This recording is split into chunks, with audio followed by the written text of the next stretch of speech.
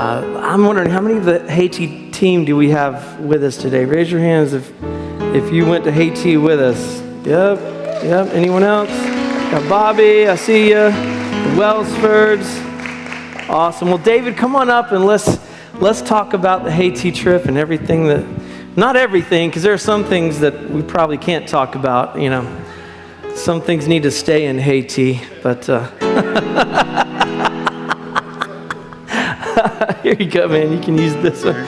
Man, I'm so glad that the Lord just kind of led me to be a part of this team with you, David. Here's the team. This is when kind of the second day of our trip when we arrived in Haiti and went up to this place called the Citadel. And it got some amazing views of the beautiful landscape there, right? Just look at, you know, we took a boat ride. We about rode everything you can ride on this trip. Everything, man. But look how beautiful the landscape is.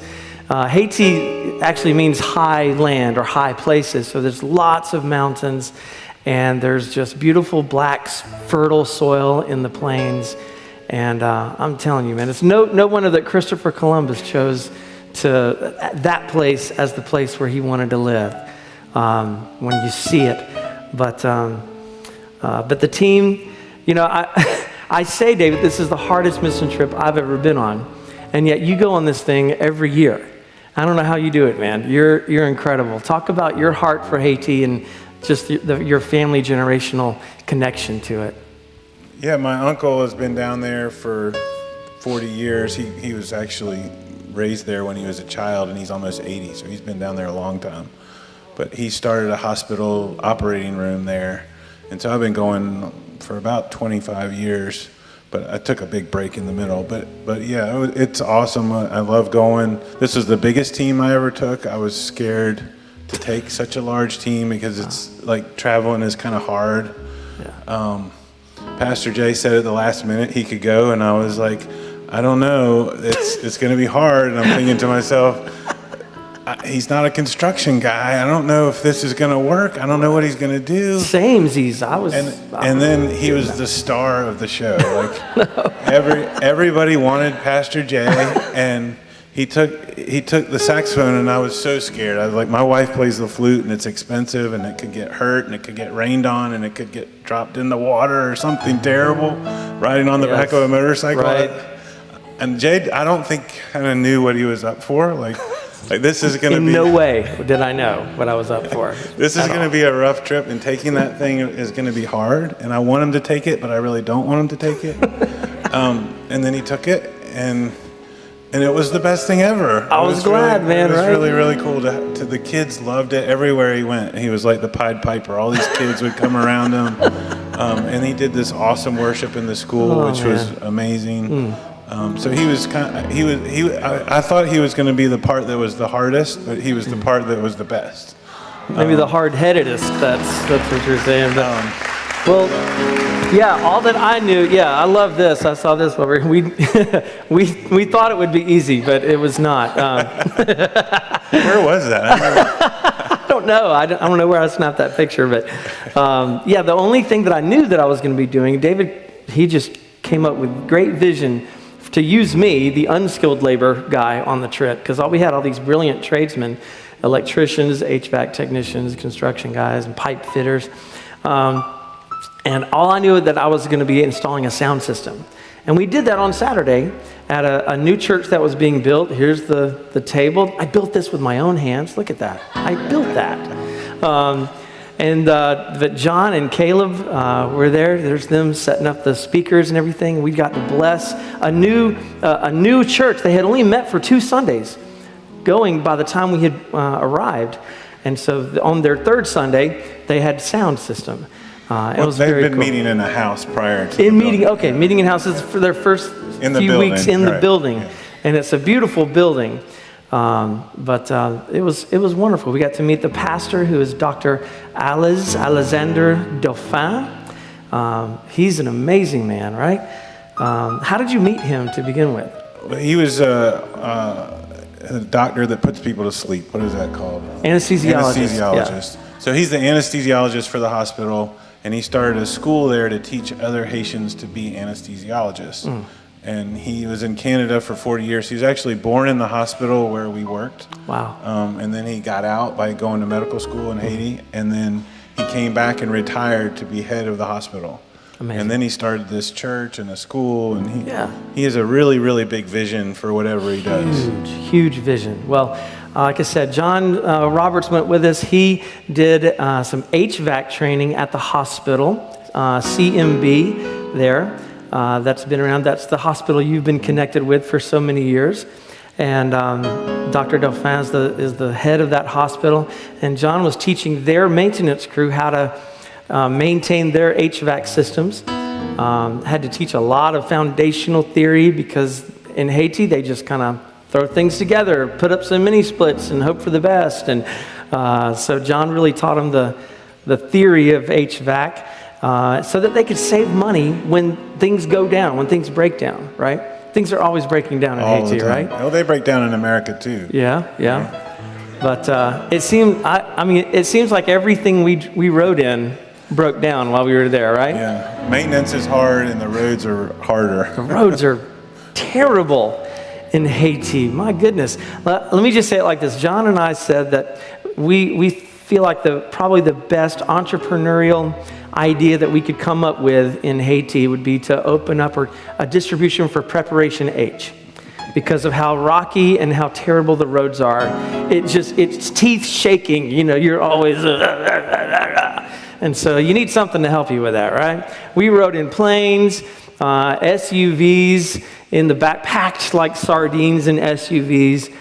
We rode on the back of motorcycle taxis. We rode in boats. And John even rode a Haitian that at some point. And I don't have the video for that today. I thought I'd give him a break. But y'all need to look at our socials, YouTube, Facebook, Instagram, all week long, because we're just going to be trickling out different videos of life in Haiti and some of the experiences. We had to actually push the plane into position one time. So anyway, but this image of somebody with the hood popped open, that was like every 35 minutes in our experience in Haiti. Everything we got into and rode into either blew a clutch or overheated or did something, or the fuel pump was failing. And so in this car, the driver had to keep stopping, getting out, opening up, and physically pressing on the fuel pump to make sure that the vehicle would have fuel. Amazing. I've never heard of that. And so when in Haiti, you just do what you do what the Haitians do, and you just pile up onto a vehicle, and sometimes you ride like that. I took this picture, and I was like, this is one picture I'm not going to send to Sally. Sally's over. This is the first time you've seen that. We do that at home, Jay. Oh my God. Now you know why. Yeah, right? Oh man, but to me, the big deal of this whole trip was the solar project. I got a few pictures to just talk about how many years that's been in the making and what it meant for that to become to a form of completion. Yeah, the hospital runs on generators, and they don't have enough diesel to run it all day. So they would run it about 8 hours a day, and they would turn it off at night. And they've been doing that since it was a clinic in the 1940s. Diesel generators, right there. And so they have had to keep a diesel generator there in operation for 80 years. And so for us to bring in solar panels, they brought in 1,000 solar panels. So they covered every building they had with solar panels. And then they brought in over 1 megawatt of batteries, which is a lot of batteries. There are the panels right there. And so my uncle got a few of his doctor friends together and paid for it, which was a miracle in that they could raise that much money. It was like $600,000. About 4 or 5 years ago, we priced it, and it was going to be like $2 million, and they just couldn't afford it. So for them to raise the money, and then there was a Haitian there named Abijah, who's Jehovah's Witness, who stayed with me for 6 months and worked with us at work. And so he and I had a close relationship. Because he worked with us, he knew where we got our supplies, and he knew how to get on eBay and Amazon and all the stuff that we take for granted that we do every day to get stuff. So he had that ability, which is great. And then I would pack it in crates and take it to Miami. And so 2 or 3 or 4 times we took trips down to Miami and took loads of stuff for this project. So the idea of this project was about 6 years ago, but it took about that long to you got to get a plan together, and in Haiti, you want Haitians to do it, because otherwise when it breaks, we got to go do it, and we can't. So we got to find Haitians. So finding the right people, and then it's an industrial scale, so everybody that we could find was like residential or commercial or small stuff, but this was a really, really big one. And so it was designed in China and brought over straight from China, and the guys that sold it to us were from Cap Haitian, and so Abijah put it together, and I helped with the design and the pieces and parts, and so it was amazing. To turn it on, and it was quiet and clean and all night long, and so it was really, really amazing. Yeah, down at this, yes, it's an amazing thing.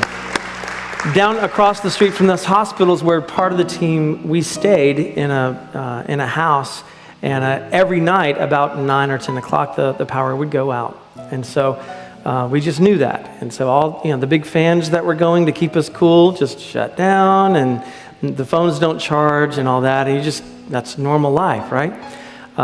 It was Tuesday that they finally had made all the connections and wired everything up the way. I mean, they had these solar panels in place for a long time, but they had never been connected, never been turned on. Very layman's language here, okay? I've heard a lot of terminology, electrician's terminology that's been going over my head this week, but from what I got is that they had to connect them to the battery room that you saw, and then finally pray and hope that once they flipped the switch, it didn't all blow up, right? Well, we had planned this trip 6 months ago, and we had started putting solar panels up 6 months ago, and I had sent a transformer there 3 months ago, and the transformer was a key part of this project, but it took 3 months to get there. So they had just got it out of customs when we got there, which was just a miracle that we could be there when it was turned on. Wow. But that was kind of the last piece, was the transformer. And they finally threw the switch on Tuesday, and then Tuesday night was the first night that we had power all night long. And I didn't get it at the moment. I was just asleep, and I was like, hey, the fan's on all night. Oh, it feels so much better. Because I had been at the school. We have 2 places that we minister or serve, a hospital and a school. I had been 15 minutes down the road at the school that day, so I was unaware that they had actually had that eureka moment. I just came home tired as anything and just got in the bed, and I was just appreciative that there was power all night long. First time, not only the hospital, but the surrounding community had power. It's not just the hospital, because it affects everything. It's amazing. So just an historic day for that community in Port-de-Paix at the hospital there, because of this man, his family, his team, his vision. And I just want to appreciate David for the amazing vision God has poured through you, brother. Absolutely amazing. So yeah, it was incredible. It was awesome that you could see it. If you're not there, it's hard to really understand. It really now is. You really understand. Yes, I understand it. And so you saw David holding the baby. There's an orphanage connected to the hospital as well. And honestly, the things that I saw in the orphanage, I did not feel comfortable even snapping photos of. And just know that there's tremendous need there in Haiti, and we saw children with all manner of deformities and such. So, I mean, it just gripped the heart strongly, and I just couldn't pull my phone out to show you guys. But the one thing I did find was the one Clemson fan in Haiti. Somebody in America threw the shirt away.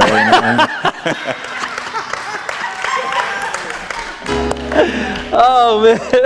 It's funny. I passed that guy on the street, and I'm like, oh, man, look at that guy. And then 3 hours later, I saw him again. I was like, oh, you're the guy. Come here. Let me get a selfie. He didn't know what Clemson even was. So don't Probably not. Oh, man. But one of the greatest privileges for me of the trip was, of course, the timing of the Lord is perfect, right? The Haitian Creole Fire Bible had just been translated, finished its printing this year. And so we were able to take only about a dozen of these Fire Bibles with us, because we had to keep our weight for the plane down. It's a smaller plane, DC-3, cool plane. But I got to distribute fire Bibles to the leaders at the Zion Church where we ministered on Sunday morning, and we installed the sound system. That's the pastor in the white shirt with me, Dr. Delphin, and his leadership there. So all of them got fire Bibles. Also, every time we met someone who was an influencer, these are the chaplains at the hospital there. I left one with them, and each of these men of God are not just chaplains, they are pastors, they're theology professors, and everybody does 3 or 4 things in Haiti, you know. Randomly, this missionary came by, and I'm going to post a short video this week of her telling her story, and it's the things that she has lived through and at risk of her own life for the gospel and for Jesus. Makes me feel like I am just doing nothing for God in my life, you know. I met giants on this trip, and she was definitely one of them. And I pulled out the fire Bible and I said, "Could you use this?" And she said, "Somebody just asked me, I need a study Bible. Can you find me a study Bible?" And they have Creole Bibles there, but they're just the Bible text. And every person we showed the Creole Fire Study Bible to, they looked at it, they opened it up, and once they realized that everything, even the study notes, were in Creole, their mouths just dropped open. They said, "We have never seen anything like this. This is incredible." And all of a sudden, they saw the value. They saw what they were holding in their hand. And just to see that realization come over people made me you know, I've got 15 study Bibles in my office in English, y'all, and they've never had one in their own heart language. So the impact that we were able to leave was incredible. This is the leadership, the administration at Sunlight Academy, and so we left 2 with them, and they gave one to this pastor who's one of the pastors at the church there, and they were going to also give another one to the youth pastor. So this guy here is the worship and the Bible teacher at Sunlight Academy. It's a great place run by Church of Christ missionaries, and he teaches that every day the kids do worship. They do worship songs. They sing and play worship songs every day. In English? In English, yes. Talk about Sunlight Academy and your connection with them. Well, no, I just Googled the hospital because I wanted to take my family there, and I looked on Google Maps, and I found this place. No way. Yeah. And so I just emailed them, and I said my uncle was there, and I wanted to come there. Could I stop by and visit? And that was the first time we went there, and they said, "We have a team coming. Why don't you come when the team comes?" And so that's how I met them. But cool. Yeah, but Wow. they teach 100% in English, so Jay could talk to the students, worship with the students. It wasn't like in Creole, so it made it way better. English immersion, and they started that school in the 80s. And so they now have had many graduating classes of these students who are trained in English in Haiti, and that gives them the standing and the skill set and the tools to come to the States and come to college in the States, and helps many of them get out and really launch into better lives. But some of them come back, and now the majority of their teaching staff are their own graduates who are teaching in English. It's powerful, man. The generational impact that they are having there at this school, man. So this was his name is Woodliffson, and he teaches Bible and worship. And we walked in the first day, and they were having worship class, and they were singing, "I give myself away, I give myself away so you can use me." And what's cool is that I noticed that they were all singing in unison, you know? Everybody's singing the same thing.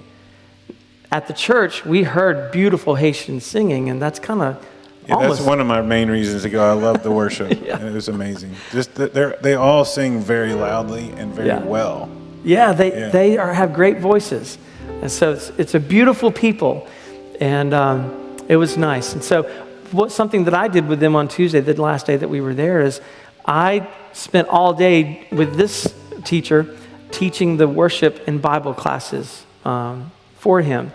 And so I taught on worship and about having a connection with the Holy Spirit in your worship, not just singing, going beyond just singing. And I also taught them how to sing in harmony, because they told me that we never sing in that. We all just always all sing in unison, the same part. And so I thought, wait a second. This whole country can sing in harmony. They sing great.